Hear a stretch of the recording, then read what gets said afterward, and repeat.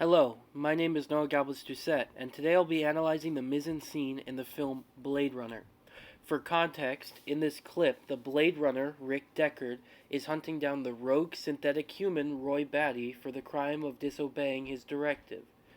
In this scene, Officer Rick Deckard suffers a revelation about the nature of his reality, as a result of actions taken by Roy Batty.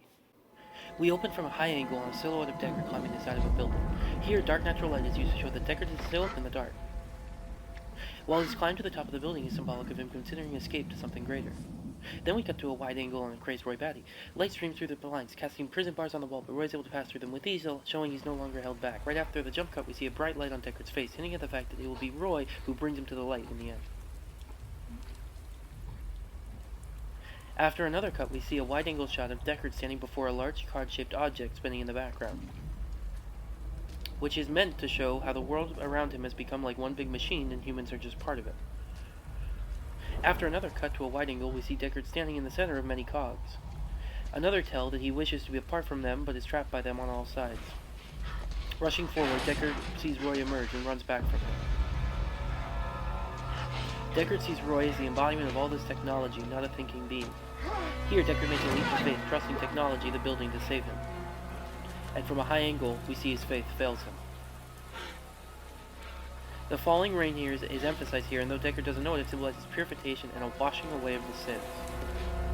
Deckard is shown at a low angle here to make him appear helpless, whereas after the cut, Roy is shown from a high angle in an almost divine way, with rim lighting used to emphasize this, and the cogs in the background showing he's apart from the machine.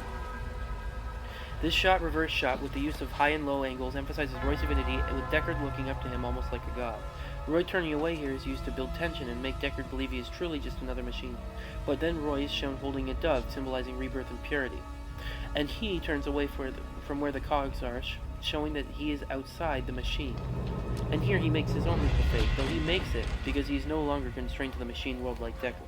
Here from a low angle, we see Deckard watch Roy make the jump, averting his eyes as if the other man was some divine figure.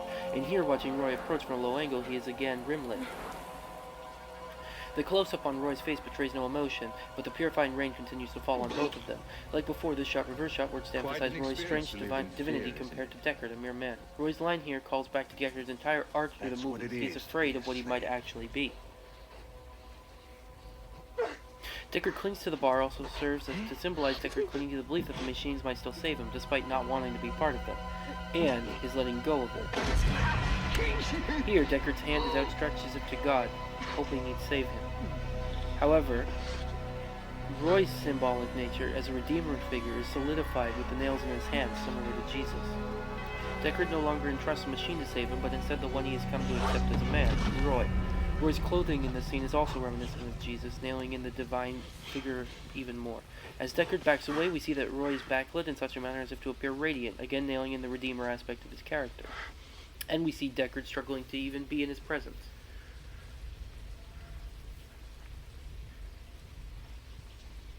As Roy kneels down, the camera is intelligently pulled into a close-up on each character's face, but it no longer is using high and low angle shots.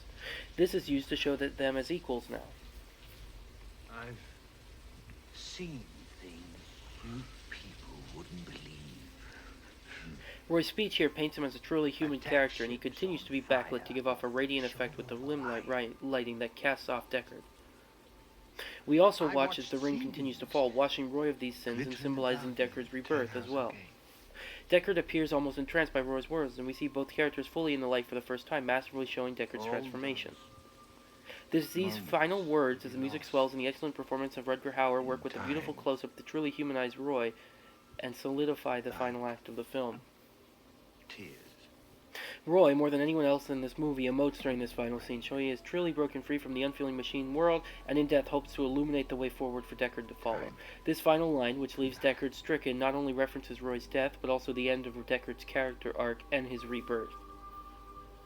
Even in death, the equal shot reverse shot continues, showing Roy truly was a man in the end, equal to Deckard. Roy's pose here also harkens back to the sounds, a sort of meditation, as if he found peace in the end. Then, flying away from Roy's body, we see the dove, which soars above the industrial city and manages to escape it, just as Deckard has with Roy's sacrifice. After cutting back to Deckard, Harrison Ford does an excellent job portraying his own emotions for the first time here. And we see the use of a fade cut, meant to symbolize in the end that Deckard and Roy were the same.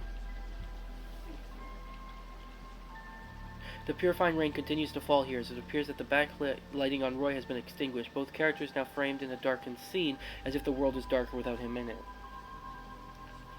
We also see the patrol car leave from behind Roy, symbolizing both Roy's final acceptance of his human side and the change that has happened to Deckard. Deckard sitting here in the rain harkens back to Roy's line. We can't see his tears, but we know they are there. You've done a man's job, sir. Gaff, a human character, characterized as being emotionless and void, delivers an ironic comment here after the movie blurred the I line. guess you're through, huh? Behind Gaff, we see a police car symbolizing the emotionally devoid machine world Deckard has left behind, which the line makes clear.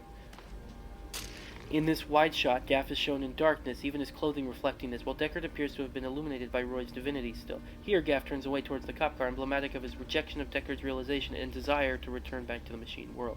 Gaff's hat also prevents him from feeling the purifying rain landing on Deckard's head, another thing keeping him in the dark. It's too bad she won't live. Deckard, who has just witnessed the power of empathy, now realizes that he too must replicate Roy's sacrifice if he wishes to save the one he loves.